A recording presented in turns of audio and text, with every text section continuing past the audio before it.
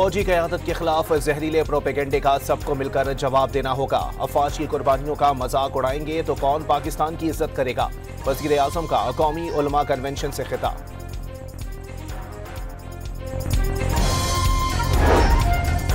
इस्लामी रियासत में रियासत के अलावा कोई जिहाद का हुक्म नहीं दे सकता। चीफ ऑफ डिफेंस फोर्सेस ने वाजे कर दिया। दहशतगर्दी पाकिस्तान का नहीं, हिंदुस्तान का वतीरा है। दुश्मन को छुप के नहीं, ललकार कर मारते हैं। फील्ड मार्शल आसिम मुनीर का इस्लामाबाद में कौमी उलमा कन्वेंशन से खिताब।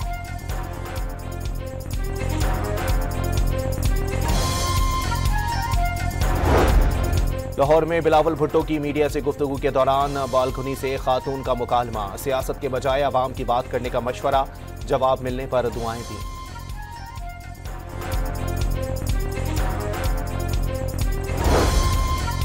बिजली शोबे का सर्कुलर डेट कम करने का अहम संग मील अबूर। 659 अरब 60 करोड़ रुपए की अदायगियां मुकम्मल। वजीर बिजली उवैस लगारी ने तफसीलात जारी कर दी। मानसेहरा के गांव रनकोट में आग लगने से 7 घर मुकम्मल तौर पर जल गए। रेस्क्यू टीम बर वक्त ना पहुंच सकी।